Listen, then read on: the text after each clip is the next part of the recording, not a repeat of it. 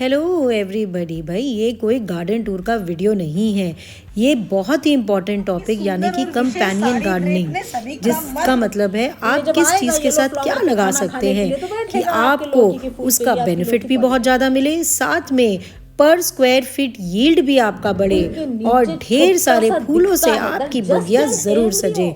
क्योंकि कौन सा फूल किस सब्जी के साथ लगाओ तो उसका क्या बेनिफिट होता है, ये भी एक प्रॉपर साइंस है। तो चलिए आज हम अपने स्पीकर के बारे में थोड़ा बहुत जान लेते हैं। ये फाउंडर डायरेक्टर है enrich soil and soul private limited की, विनर रह चुकी हैं ये innovative farmer award by Indian agriculture research institute की, मेंबर हैं ये ऑनरेबल पीएम के sustainable farming techniques round table discussion group की, को ऑथर हैं ये book that is nature eco की, इनवाइटी है ये नेचर इको टेक्निक डेमोन्स्ट्रेशन जो हमने अपने पीएम साहब को दी थी उसकी, कन्वीनर है ये UAIKG के यूनिट 39 की, and she is an x ISRO scientist also.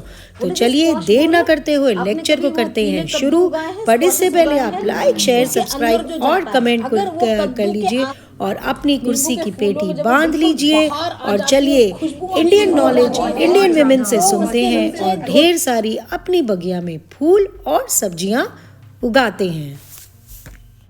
इतना प्यार इज्जत मुझे देते हैं, ये इससे बड़ा अवार्ड और कोई हो ही नहीं सकता दुनिया में। और थैंक यू कोहली मैम, है ना। तो क्यों लगता है आपको? सुविधाएं तो सारी है वहाँ पर, पर्सनल टच नहीं है वहाँ पर। मतलब मैं जब गई थी पहली बार, हर कोई आपको देख के hey good morning, how you doing today, और निकल जाता है। मैंने कहा excuse me, I am not good today. तो फिर मेरे को दैट्स योर प्रॉब्लम। मैंने कहा why did you ask then, मतलब इतना ही, हाउ यू डूइंग टुडे। उसके बाद में अगर मैंने बोला कि I am not good today, they are not bothered with तुम्हारा। तो भाई पूछा क्यों? अगर हमारे यहाँ पे राम राम कैसे हो भाई, फिर नहीं भाई ना ऐसे हो गया, तो बंदा चलता हुआ रुक जाता है। अच्छा कोई बात नहीं जी, हम तुम्हारे साथ हैं, कुछ मदद चाहिए तो बता देना। तो तुमको अगर ये सब नहीं कॉन्वर्सेशन करना है, उसके बाद में जितने दिन मैं वहां पर थी उतने दिन मैंने I made a point to tell them I am not well today. एक कॉफी शॉप ने, एक ब्लैक वुमन ने फाइनली मुझे पूछा, कमिंग फ्रॉम इंडिया? मैंने कहा यस। बोला I know you people are very good in conversation. मैंने कहा yes, that's how we live together. Great, something we never thought of. आज का टॉपिक वही है, companion planting. So companion planting हमारे देश के Jagdish Chandra Bose, JC Bose was the first scientist who proved to the western and modern world that plants communicate, plants talk. Okay, so if plants talk, we need to talk to each other and also we need to talk to our plants. Gardening, that is our topic. हम flowers भी उगाते हैं, vegetables भी उगाते हैं, है ना। और हम वेजिटेबल्स अलग गमलों में उगाते हैं, फ्लावर्स अलग गमलों में उगाते हैं। बहुत अच्छे से एस्थेटिकली हम उनको अरेंज भी करते हैं। सिर्फ या तो उगाते समय या अरेंज करते समय, अगर आप, वो बचपन में होता था ना स्कूल में, क्या करता था, पेयरिंग करना होता था, कॉलम ए कॉलम बी में मैच द कॉलम्स होता था, है ना। सो वो मैच द कॉलम्स में क्या है कि भैया किसी एक पर्टिकुलर के साथ में कोई एक पर्टिकुलर वर्ड ही जाता है। वैसे भी प्लांट जगत में होता है। जैसे मैंने कहा कि हम लोग बात करते हैं तो कंपनी बनती है। What do you think is a difference between a friend and a companion? Like beans we grow with gods and all. Very good. Very good. So main requirement of a companion is, अभी जैसे मैं आपकी company में हूँ आज, मैंने क्या proximity, मैं आप लोगों के साथ में हूँ आज। आप सारे मेरे दोस्त तो हो ही। मैं गुड़गांव चली जाऊंगी, आप प्रीत विहार चले जाओगे, प्रीतम विहार चले जाओगे, पश्चिम विहार चले जाओगे। We will remain as friends, but right now for next couple of hours we are in company with each other. Okay, So point 1, proximity. Point 2, we have come together for our similar needs. Many of you said that similar needs, right? कि मुझे भी gardening के ऊपर बात करनी है, आपको भी गार्डनिंग की बातें सुननी है. हो सकता है आज मैं कुछ इसमें से चूक जाऊं तो आप मेरे को इनपुट दोगे कि मैडम ये रह गया था, पूर्णिमा ये रह गया था. सो हम दोनों की पर्टिकुलर कॉमन नीड्स के ऊपर हमारा कम्युनिकेशन हो रहा है, राइट? और दूसरा, आप मेरे ऊपर एनक्रोच नहीं करोगे और मैं आपके ऊपर एनक्रोच नहीं करूंगी. को existence, right? So proximity, similar needs, similar traits and को एग्जिस्टेंस. ओके. अभी वो फॉर वन सीजन हो सकता है, फॉर वन लाइफ हो सकता है, फॉर एवर हो सकता है, कुछ भी हो सकता है. That is what is called companion planting. Now tell me, what is the life of winter vegetables? For one season only. Winter season. And what is the life of winter flowers? That is one season. Winter season. Common needs हो गई. Okay. सो अब अगर इसको समझ के हम कोई किसी पर्टिकुलर वेजिटेबल के साथ में कोई पर्टिकुलर अगर फ्लावर हम लगा देते हैं, लगा तो रही है, लेकिन वो अगर उनको प्रॉक्सिमिटी में रखते हैं, साथ में अगर रखते हैं, तो बेनिफिट इसको भी होगा, बेनिफिट इसको भी होगा. पॉलिनेशन इजी हो जाएगा. Okay. Proximity, however proximate possible, but then कौन प्रॉक्सिमेट हो सकता है और कहां पर और कितना प्रॉक्सिमेशन होना चाहिए. Now will discuss. So companion planting, we know, planting different plant species in close proximity to offer identifiable benefits to both. No hard science. इसमें कोई पीएचडी करने की जरूरत नहीं, जस्ट ऑब्जर्वेशन है.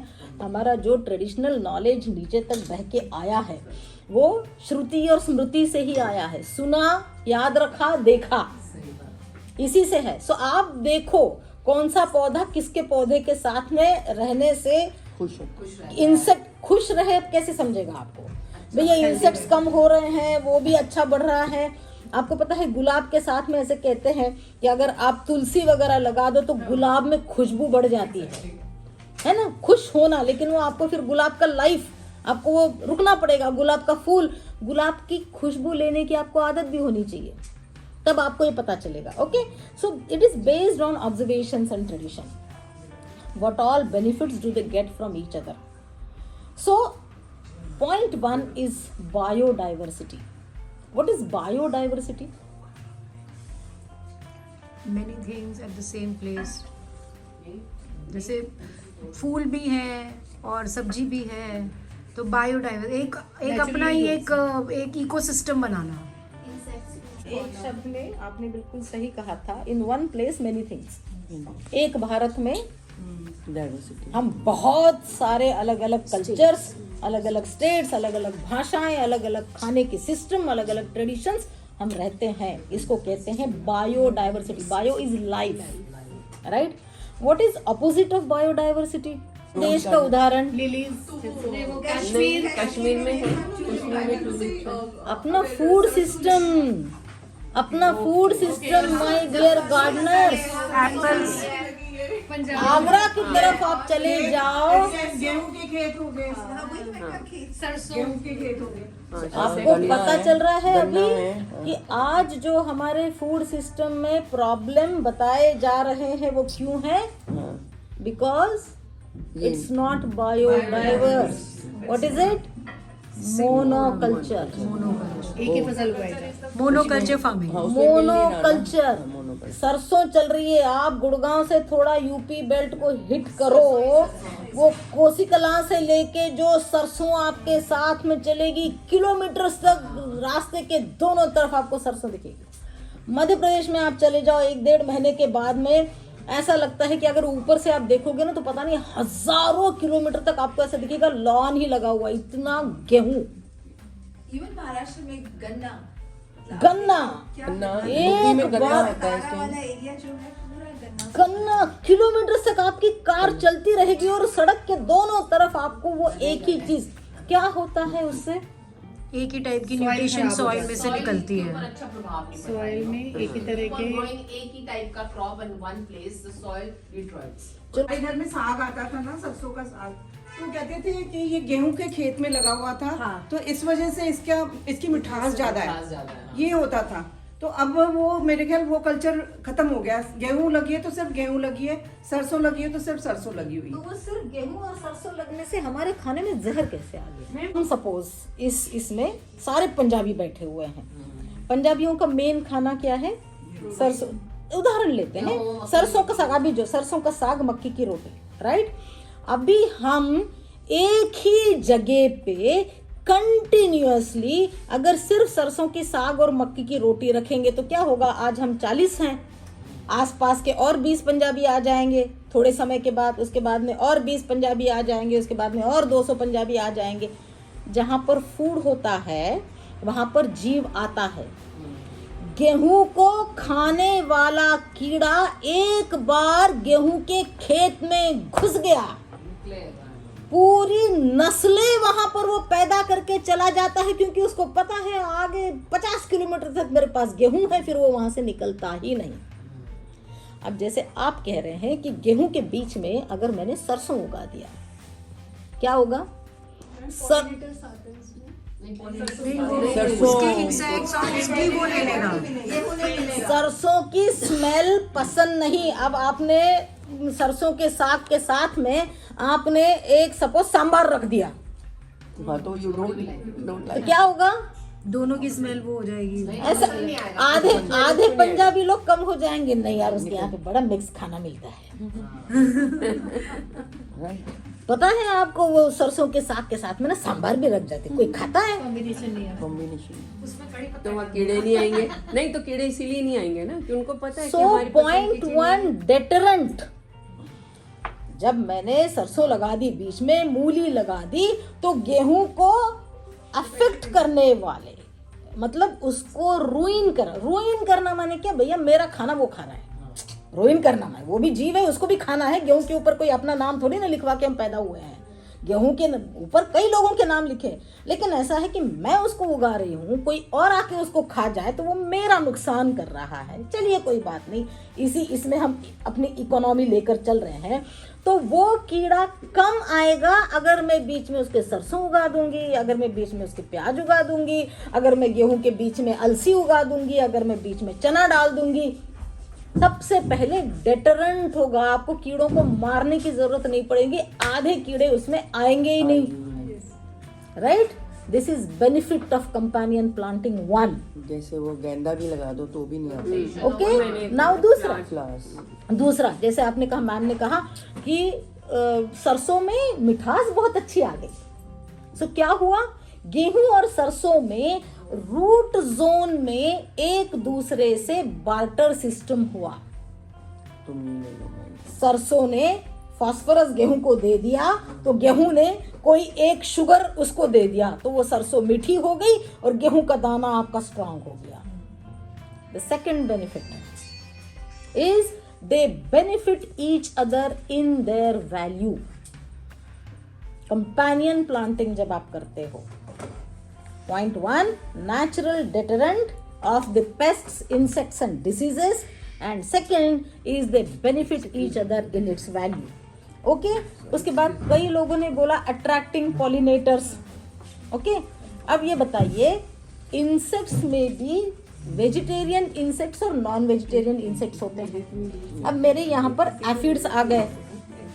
एफिड को खाने वाले कीड़े हैं वास्प्स एंड मधुमक्खी। लेडी बर्ड एफिड को खाता है, कई सारे माइट्स खाते हैं। अगर मेरे इसमें मैं माइट को अच्छा लगने वाला भी एक पौधा लगा दूं, मैं लेडी बर्ड को अच्छा लगने वाला भी एक पौधा लगा दूं, तो मेरे गुलदाउदी पे जो एफिड्स लग रहे हैं वो लगेंगे? नहीं लगेंगे। ओके? क्योंकि गुलदाउदी पे आएगा वास्प एफिड को खा लेगा। पूरे पृथ्वी पर कोई भी माँ उस जगह पे अपना बच्चा नहीं पैदा करती जहां पर खतरा हो। मेरे छत पर वास्प्स के बड़े बड़े कोम्स हैं, जैसे हनी कोम होते हैं, बी कोम होते हैं, वैसे बड़े बड़े वास्प के परमानेंट है वो, एक खाली हो जाता है उसके बगल में दूसरा बनना शुरू हो जाता है, और अलग अलग तरह के वास्प्स हैं। मैंने इतने 12 साल में मेरे छत पर कम से कम 5 या 6 तरह के वास्प्स देखे हैं, जिनको वो देख देख के फोटो खींच खींच के मैं स्टडी करने लगी कि ये तो पहली बार देखा है, इसको तो मैंने कभी देखा ही नहीं। पीले रंग का था, लाल रंग का था, एक को कहते हैं जंबो, एक को कहते हैं छोटा, एक को कहते हैं कि अगर इसका जहर आपको लग गया ना तो बिच्छू के जहर के बराबर है। एक छोटे छोटे होते हैं बहुत। किसके लिए? दिक्कत ही ये है ना कि हम सिर्फ अपना सोचते हैं, हम हटा देते हैं ना उसको धुआं देके। दिक्कत ही ये है कि गार्डन के लिए तो Right जी, also. गार्डन के लिए अगर दिक्कत होता तो गार्डन उस वास्प को इतने साल से वहां पर पलने ही नहीं देता। कुछ न कुछ होता, नेचुरल सिग्नल उस वास्प की मादा को पता चलता, और वो वहां पर एक बाय सीजन मजबूरी में एक बार घर बना लिया, दोबारा वो बनाती नहीं। कई सालों से है वो, माली को काट चुका है, मेरे को काट चुका है, छत में मेरा आधा परिवार नहीं जाता क्यों वास्प काटता है। Ecosystem for me. Correct. So this is called food chain. When you do companion planting, the food chain is recovered in your gardens. Third benefit. Okay? अभी हम पौधे के पास तो आए नहीं है, अभी सिर्फ हम हवा की बात कर रहे हैं, इंसेक्ट्स की बात कर रहे हैं, खुशबू की बात कर रहे हैं। अभी हम पौधे के पास जमीन में आए नहीं है, उसके तो कई बेनिफिट्स है उसके। हम सिर्फ अभी जो अपने को दिखते हैं उस बेनिफिट्स की बात कर रहे हैं। इंसेक्ट हट गए दिखता है, वास्प आ गए वो कम हो गया वो दिखता है। So you get many pollinators. लौकी, खास करके हमारे गुड़गांव के वेदर में लौकी में लौकियां बनती और गिर जाती और इस बार तो मैंने 5 बारी खाई। और हाँ, और हमारे महाराष्ट्र में, जैसे आप साउथ इंडिया में जाइएगा, मध्य प्रदेश से आप नीचे जाइएगा, लौकी इतनी होती है कि हम गायों को खिला देते हैं। यहाँ पे जब मेरी माँ आई थी पहली बार और उसने देखा लौकी 40 रुपए किलो, मेरी माँ बोली लौकी बिल्कुल मत लाना घर में। मतलब लौकी, जैसे यहाँ पर धनिया मिर्ची फ्री देते हैं ना, हमारे वहाँ पर लौकी फ्री देते हैं। मतलब लौकी 40 रुपए किलो खरीदनी पड़ रही है, बिल्कुल मत खरीदना तो लौकी। क्यों लौकी यहाँ पर क्यों नहीं होती है? 2 कारण है इसके। एक तो हवा में नमी नहीं है, और दूसरा लौकी का फ्लावर बड़ा लेजी फ्लावर होता है। यस, जल्दी। लौकी का फ्लावर देर से खुलता है और बहुत कम देर के लिए खुलता है। It is winter solstice. कल के बाद में टेम्परेचर्स बढ़ने लगेंगे, सूरज पास में आने लगेगा, दिन का समय बढ़ने लगेगा, उस समय आपकी लौकी लगती है, उसमें फूल आता है, तब तक यहाँ के टेम्परेचर 35 हो चुके होते हैं। करेक्ट? 35-38 डिग्रीज में जो भी आपके आसपास के, खास करके अर्बन एरिया के पॉलिनेटर्स हैं, वो सुबह खाना खा के सो चुके होते हैं। हमारे जैसे नहीं हो 11 बजे उठ के 3:30 बजे खाना खाते हैं। सूरज के साथ में उनकी घड़ी चलती है, इस घड़ी की उनकी जरूरत नहीं है। सूरज उगा वो उठे, सूरज तेज हो गया वो सो गए, भैया खाने का टाइम है, सीधे वो शाम को उठेंगे खाना खाने के लिए। फिर ये लौकी के फूल को पॉलिनेट कौन करेगा? पॉलिनेटर्स तो सो गए, क्योंकि आपने सिर्फ लौकी लौकी लौकी लौकी लगाई, और लौकी का फूल हमारे जैसा है, उठता ही 9:30 बजे है और 1 बजे सो जाता है, और 9:30 से 1 के बीच में आपके न छोटे मॉर्निंग बर्ड्स होते हैं, ना आपके पॉलिनेटरी इंसेक्ट्स होते हैं, इसलिए दिक्कत होती है। अगर वो लौकी के पौधे के साथ में आप कोई भी ब्राइट येलो कलर के फूल वाला पौधा पास में रखो, any yellow bright colour flower of that season. मेरी लौकी बहुत हुई, मेरे ना वो कनेर के फूल लगे हुए थे उसके साथ येलो, मैं तो लगा मैं ये सोची थी इस बार इतनी घिया कैसे उग रही है। मेरी भी बहुत निकली है। उनके आवाज में ताकत आ गई, देखो अब उनको सच में उसके पास येलो कनेर के फूल लगे हुए थे बहुत सारे। यूरेक, इसको बोलते हैं यूरेका मोमेंट। मतलब आपने बताया तो मुझे याद आया, eureka moment, you know, she realised what happened in the garden.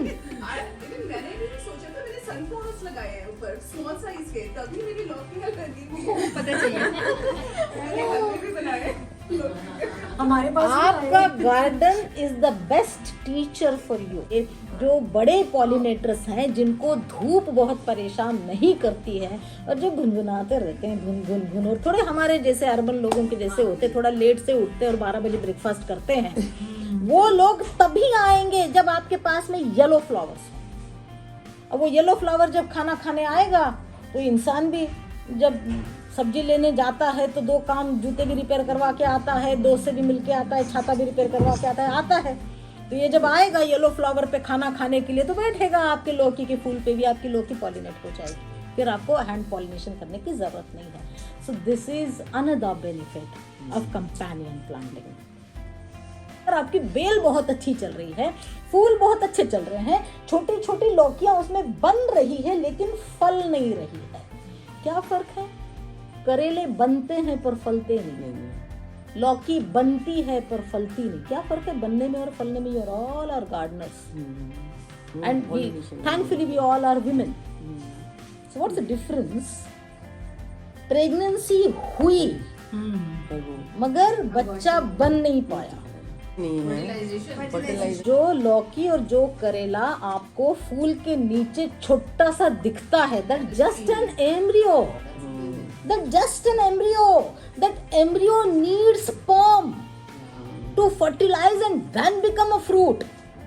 Okay, so बनने और फलने में ये फर्क है। बना है कि भैया एम्ब्रियो है, that mother is able to produce a good fruit, but then she will be able to produce a good fruit only when there is fertilization.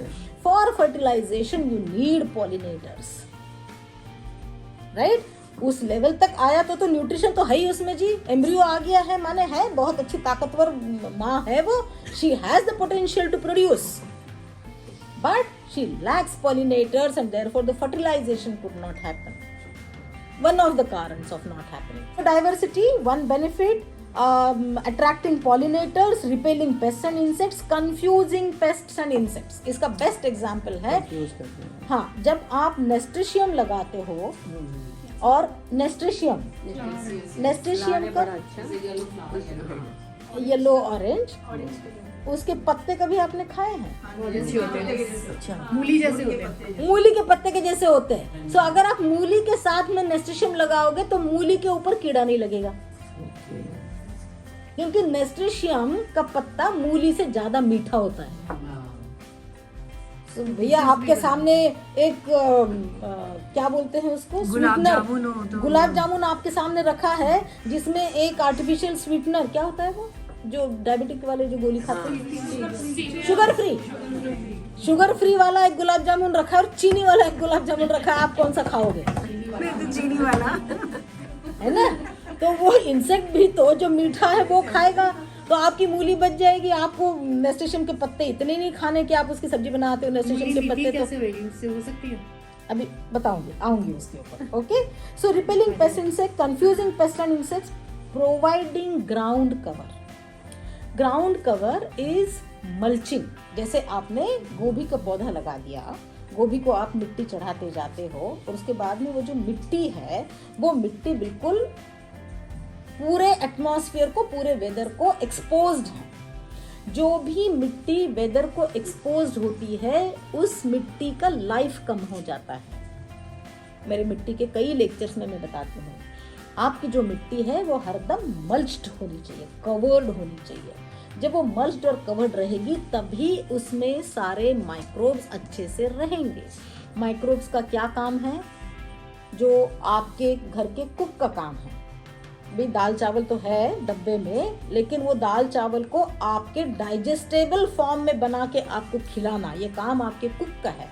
सो मिट्टी में नाइट्रोजन तो है, लेकिन वो नाइट्रोजन से ऐसी रेसिपी बनाना कि छोटा पौधा गुट्टी लेगा, फिर थोड़ा बड़ा हो जाएगा तो थोड़ा मुलायम चावल लेगा, थोड़ा और बड़ा हो जाएगा तो फिर वो चावल लेगा, थोड़ा और बड़ा हो जाएगा तो रोटी लेगा। किचन आपका एक ही है, एक ही किचन में से आपका बच्चा जब पैदा हुआ तब से लेके उसका बच्चा होने तक की सारी नीड उसी दाल चावल के डब्बे में से पूरी की जाती है।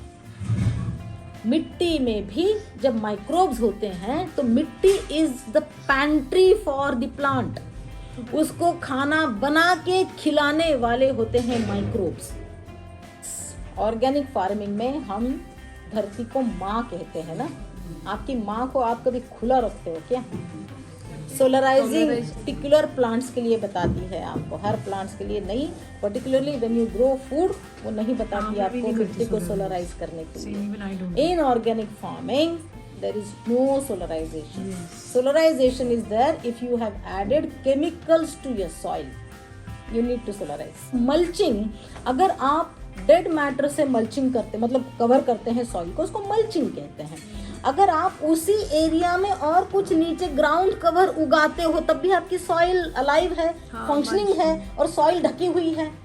So wise farmer gets more produce per square foot. How does it get? Because he plants in layers. So ground cover is the second layer under your main plant. And ground cover not only protects the soil but also keeps soil alive. Alive soil can feed your main plant very well. So your main plant thrives very well. That is advantage of companion planting. Not to solarize the soil provided you have created that organic living soil. अगर आपने वो organic living soil create नहीं करी है तो फिर आपको वो solarize करनी पड़ेगी soil. Organic soil क्या है, living soil क्या है, ये पहले समझो, उस तरह से soil create करो। आपको कहीं मार्केट में जाने की जरूरत नहीं है, किचन में जाने की जरूरत है। आपकी सॉइल लिविंग बनाने के लिए आप ज्यादा से ज्यादा किचन में जाइए। शेयर वन थिंग, मैंने ना आंवले का पौधा लगाया और ऑब्वियसली गमला बहुत बड़ा था, उसके अराउंड मैंने गाजर डाली क्योंकि मैं ये नहीं चाहती थी कि मेरी सॉइल एक्सपोज्ड रहे। और मैं टोटल ऑर्गेनिक फार्म, मैम इतनी मोटी मोटी और इतनी बड़ी बड़ी, एक हाथ इतनी बड़ी बड़ी, आई गॉट मतलब crates, so many carrots. That's her eureka moment today. Yes.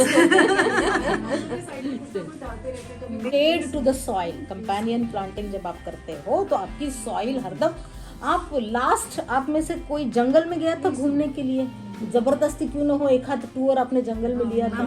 जंगल में अगर ये रेन फॉरेस्ट है तो आपको सिवाय पगडंडी के और कहाँ मिट्टी का कलर देखने मिला है?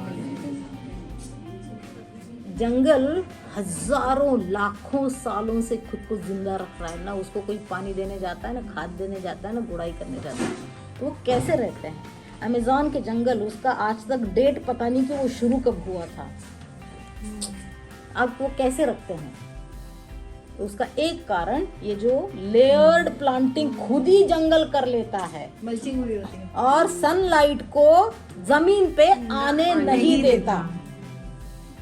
इसलिए फॉरेस्ट की सॉइल जो आपको आपने बीच में यूट्यूब से सुने होंगे पालेकर साहब के, वो कहते थे कि मतलब गोबर, गौमूत्र, पानी और पीपल या बरगद के नीचे की मुट्ठी भर सॉइल क्यों अच्छी होती है?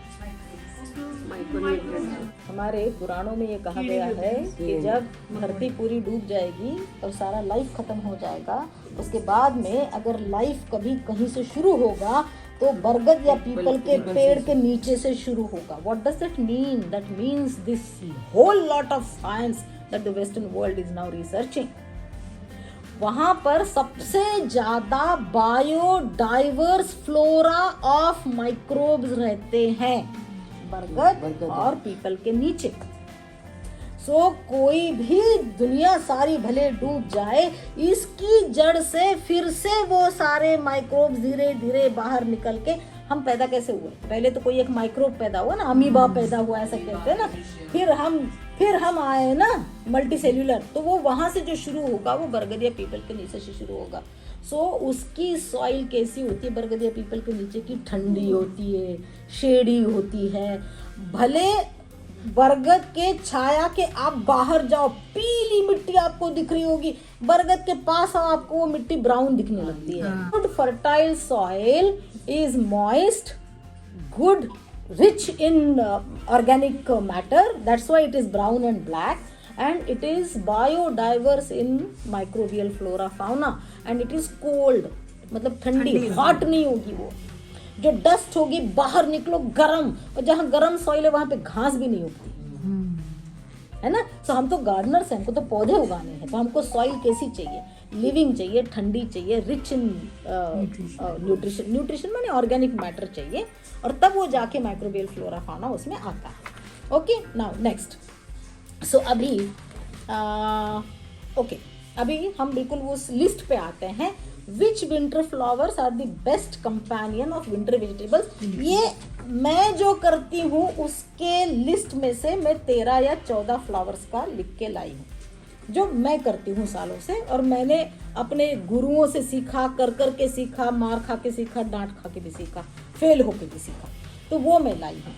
उसमें है मैरीगोल्ड, जाफरी, नेस्टेशियम, पेटूनिया, एलाइजम, डेजी, जाफरी, व्हाट इज जाफरी, लाल वाला जो मरून कलर का होता है, sunflower, cosmos, lavender, calendula and cornflower है।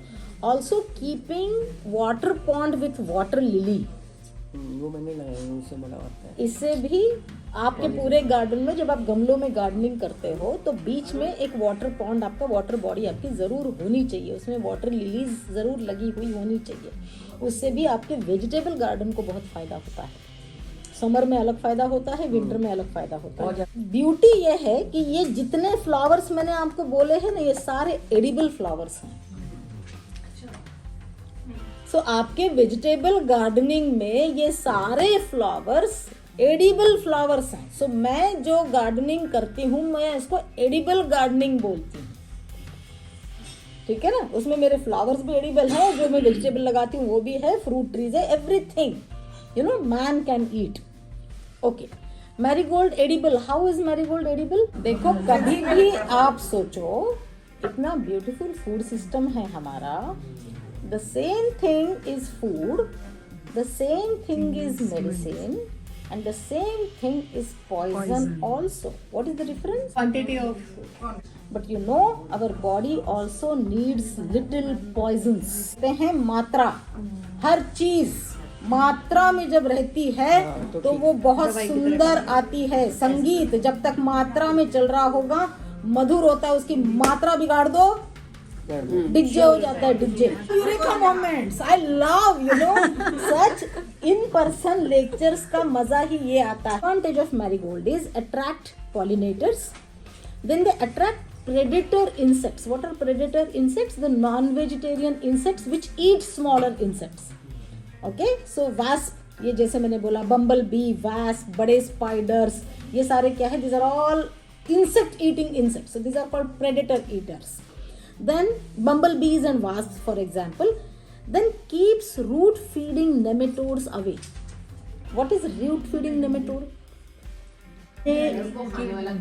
सफेद पेठा उगाते हैं। साक्षात्कार होता है, पर्सनल मीटिंग होती है, तो वो जनरली एश गोल्ड के रूट्स पे, they are very prone for root feeding nematodes. Okay, so marigold और जाफरी, अगर आप उस पेठे के साथ में उसी मिट्टी में ये दो पौधे लगा दो, जाफरी खास करके, तो रूट फीडिंग नेमेटोड्स उसमें आएंगे नहीं।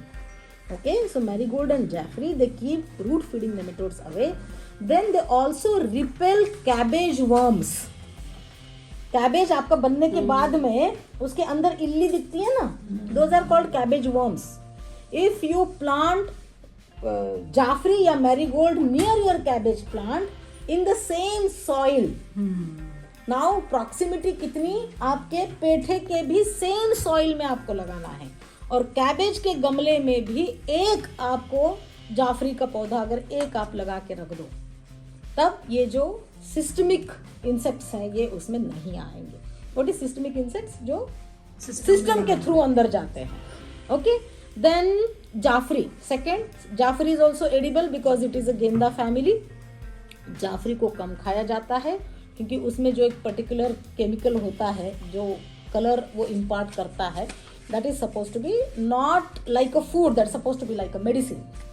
ओके, इसलिए जाफरी को हम कम खाते थे, वो जो पीले और ऑरेंज गेंदे हैं उसको हम ज्यादा खाते थे। जाफरी is the best companion plant for almost all winter vegetables. आप कुछ ना लगाओ, बाकी सारे फॉर्मूले भूल जाओ और सिर्फ जाफरी लगाओ। अगर आपने गमले में इकट्ठे रखे हैं तो 5-6 वेजिटेबल गमलों के साथ में 2 जाफरी के गमले साथ में रख दो, तब भी फायदा करेगा। Petunia repels squash borer. What is squash borer? आपने कभी वो पीले कद्दू उगाए हैं, स्क्वाशेस उगाए हैं, उसके अंदर जो जाता है, अगर वो कद्दू के आसपास अगर आप एक पिटूनिया का गमला रख दो तो वो स्क्वाश बोरर आपके कद्दू में आएगा नहीं। Okay, then best companion plant, petunia is the best companion plant for beans, tomatoes and corn. Beans का पौधा लगाया, उसके साथ में आप पिटूनिया के 1-2 पौधे लगा दो, कॉर्न का लगा दो और टोमेटोज के साथ में tomato. Alyssum is also edible. Sweet alyssum of white colour, pink colour नहीं, वो हाइब्रिड है, मैंने कभी उसको खाया नहीं।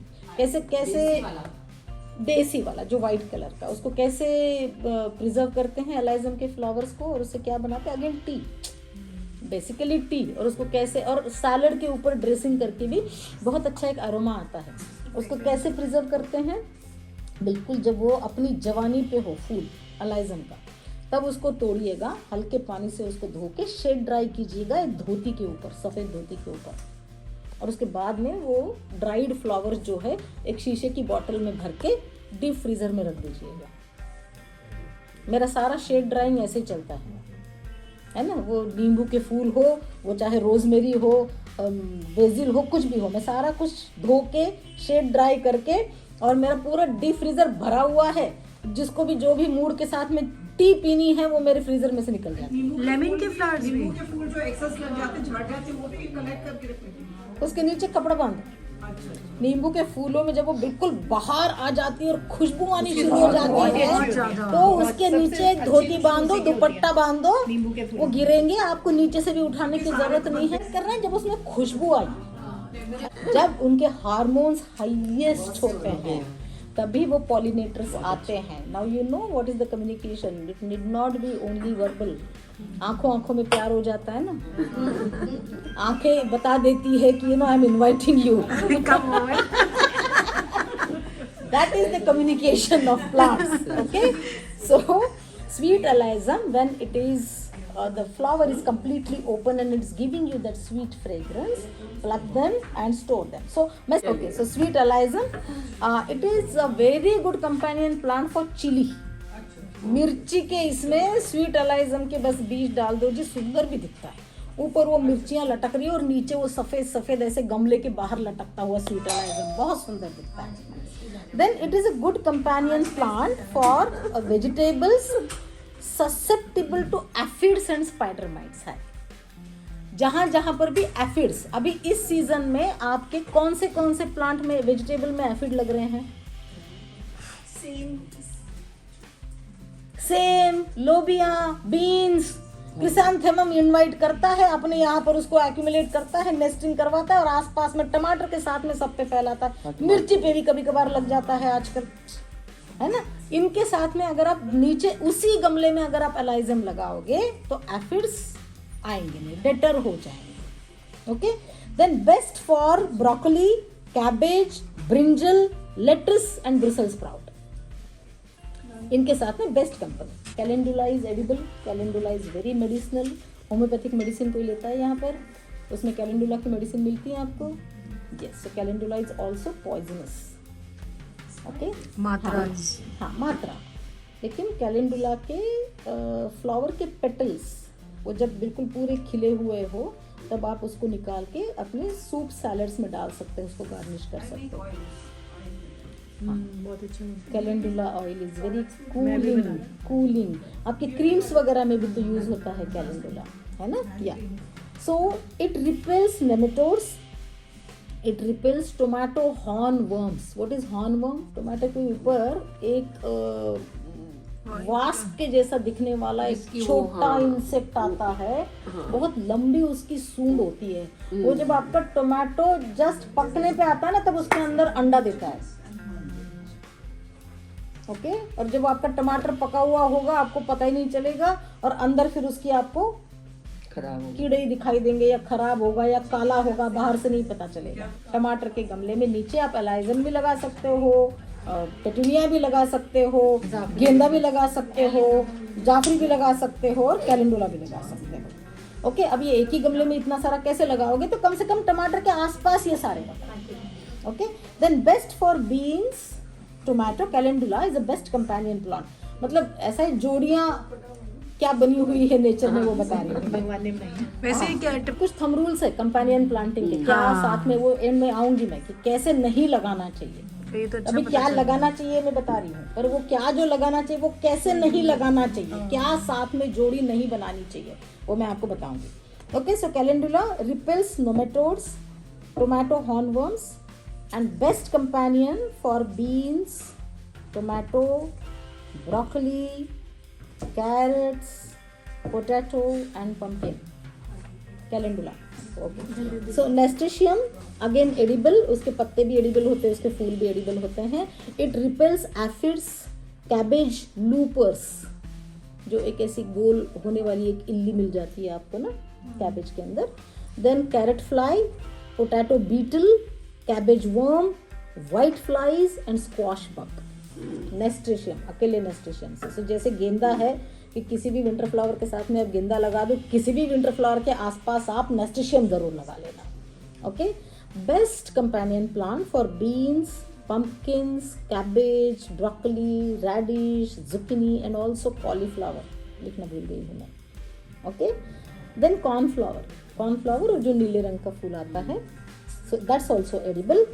And cornflowers main job is to attract pollinators. नीले रंग का फूल है, जैसे वो पीला सबसे अच्छा माना जाता है, नीला रंग का फूल भी बहुत अलग पॉलिनेटर्स को इनवाइट करता है. सो सीड्स ऑफ कॉर्नफ्लावर, मैं ये क्या करती हूँ ना, जैसे अभी कॉस्मॉस किसी के लिए अच्छा है, कॉर्नफ्लावर किसी के लिए अच्छा है, डायमॉर्फिका किसी के लिए अच्छा है, तो मैं क्या करती हूँ, एक बड़े गमले में ये तीनों चारों के बीज इकट्ठे डाल देती हूँ और गमला भी बड़ा सुंदर दिखता है. पर एक बात बताओ, विंटर में मैंने कॉस्मॉस का नाम लिया है. Cosmos is a winter flower और a summer flower. Pink wala, we can grow now. Yellow and orange are summer flowers, pink and white are winter flowers. अभी मेरा नहीं लगा हुआ. Cornflower to attract pollinators. Sow seeds of cornflower, cosmos, dimorphica all together in a 14 inch इसमें गमले में लेके सबके सीड डाल दो और वो आप बीच में 3-4 गमले ऐसे बना लो और आपके सब्जियों के पास में आप ये एक गमला इनका बीच में रख दो. सारे बेनिफिट्स आपके ऐसे हो जाएंगे बिकॉज ये सारे एक हाइट के हैं, एक हाइट के हैं, एक जैसे हैं, है ना. कॉर्नफ्लावर भी वैसे ही खिलता है, बड़ा एक लंबा 2-2.5 फीट का हो जाता है, 1.5 से 2.5 फीट का, बेस्ड ऑन कितना गमला दिया है आपने. कॉस्मॉस भी वैसे ही ग्रो करता है.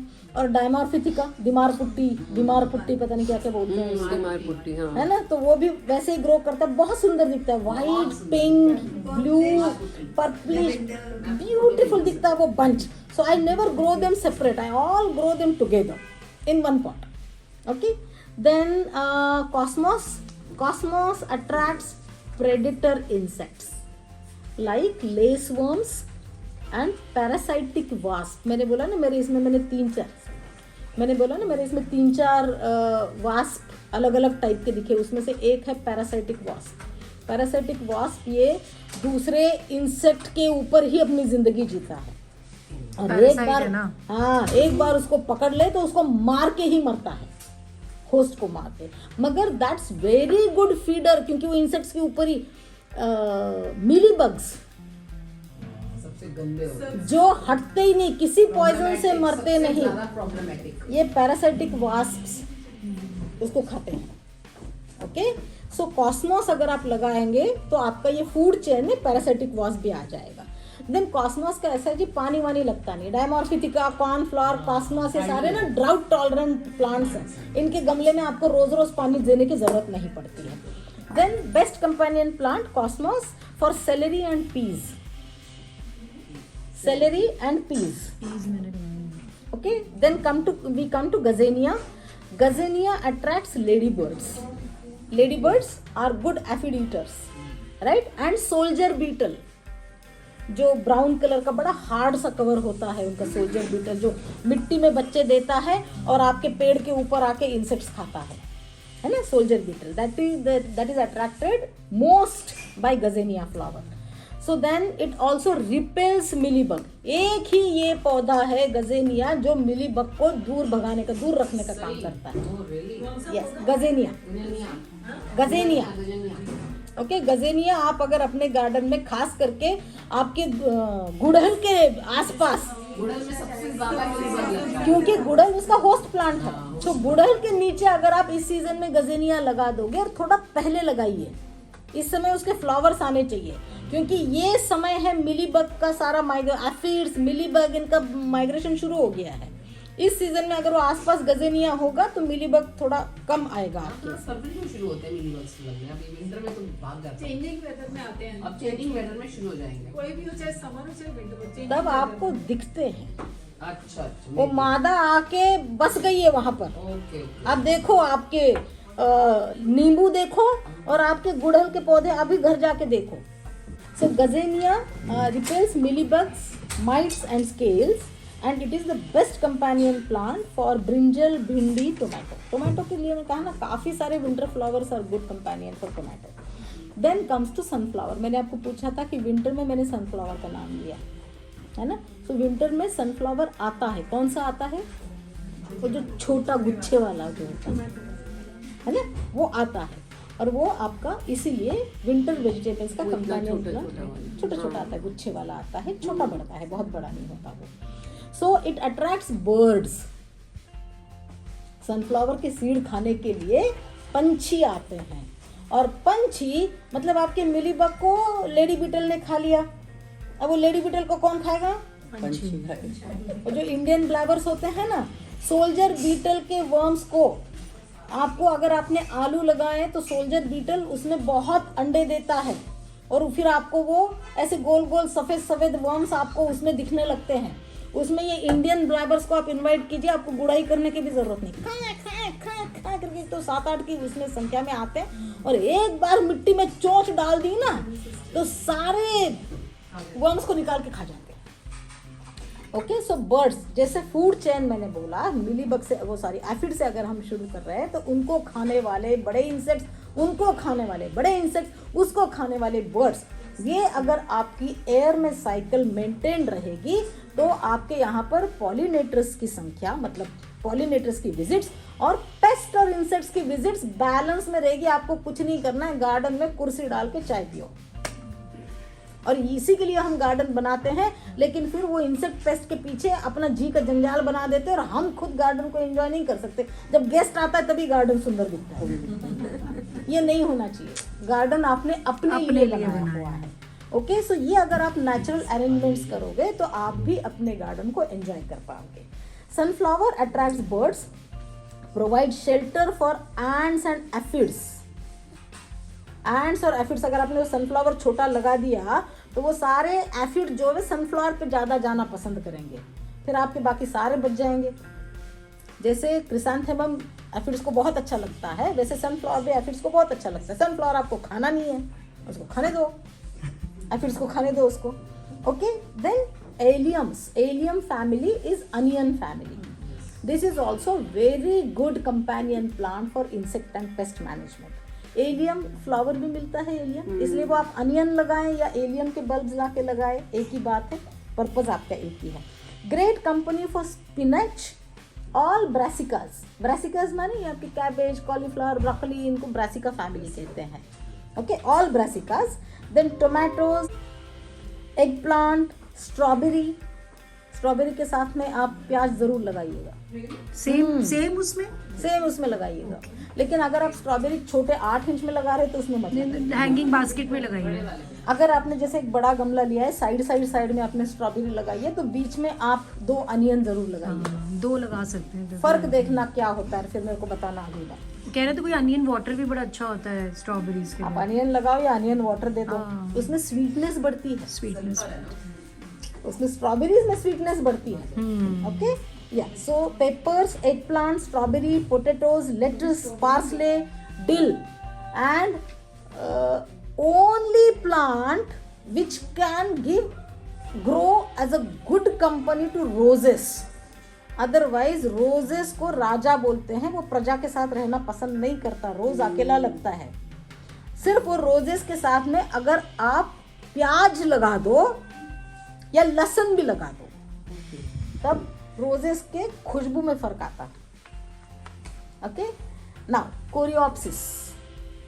कोरियोप्सिस is a late winter flower, generally spring flower, but उसकी बुआई हम कर देते हैं, विंटर्स में करते हैं।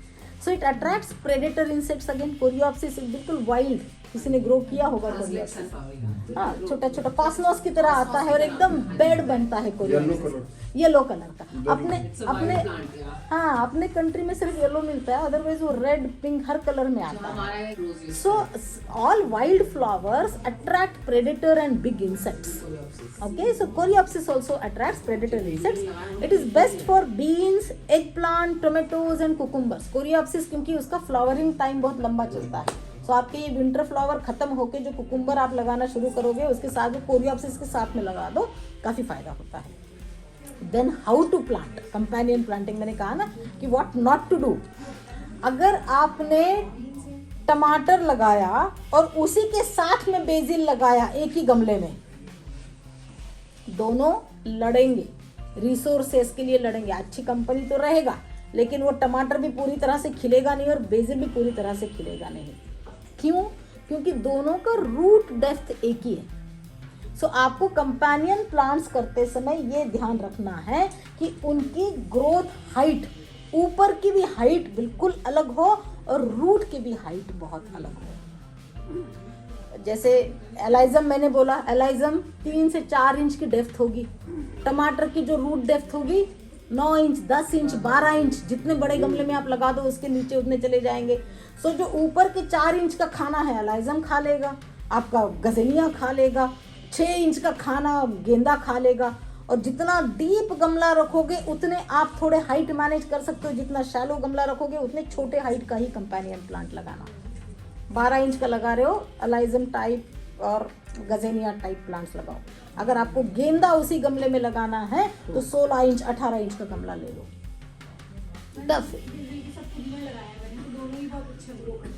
बहुत अच्छी बात। बट बेसिल का एक अलग पॉट में, जैसे हमने अगर टोमेटो लगाया हुआ है और कहते हैं अगर बेसिल का पौधा अलग पॉट में वहां लगा दो तो टोमेटो बहुत अच्छा फलता है। कीड़े, आपने एयर मैनेजमेंट किया, हमने आपको सॉइल मैनेजमेंट बहुत आती है। अभी जो मैंने पास में रखने के लिए बोला, सारा धरती से ऊपर क्या फायदा होता है, अब धरती के अंदर क्या फायदा होता है, तो इनके न्यूट्रिशंस इनके पूरे माइक्रोबियल फ्लोरा फाउना शेयर करते हैं according to the sun requirements. To give you best example, impatiens जो है वो थोड़ी छाया में चलते हैं। आपके सारे वेजिटेबल प्लांट्स को सबसे ज़्यादा सन चाहिए। फिर स्पिनच, मैंने बोला स्पिनच के साथ में आप गजेनिया लगा सकते हो। अब गजेनिया को पूरा सन चाहिए, गजेनिया का जब तक आप सन नहीं आएगा फूल खिलता नहीं है। स्पिनच 4 घंटे की इसमें भी धूप में भी स्पिनच आपको दे देता है। तो अगर आप शेड में स्पिनच लगा रहे हो तो उसके साथ गजेनिया ना लगाएं। है बहुत अच्छा कंपेनियन प्लांट, लेकिन वो तब है जब वो पूरी धूप आपके यहाँ पर आती हुई है। Okay, so sun requirement, height, and third is water requirements. आप अगर एक ही गमले में लगा रहे हैं, सो दोनों पानी तो आप एक ही इकट्ठे दे रहे हो, तो दोनों की वाटर रिक्वायरमेंट एक जैसी होनी चाहिए। जैसे मैंने कहा कि ये जो 3 बड़े प्लांट्स हैं वो मैं इकट्ठे लगाती हूँ, वो मैं किसी और सब्जी के साथ में नहीं लगाती हूँ, क्योंकि ये ड्राउट टॉलरेंट है। इसको मैं 3 दिन पानी नहीं दूँ तब भी उग जाएगा, लेकिन मेरी सब्जियों को तो पानी चाहिए रोज, तो मैं इसको अलग गमले में लगा के रखती हूँ। तो मैं सिर्फ एयर का बेनिफिट लेती हूँ। ठीक है।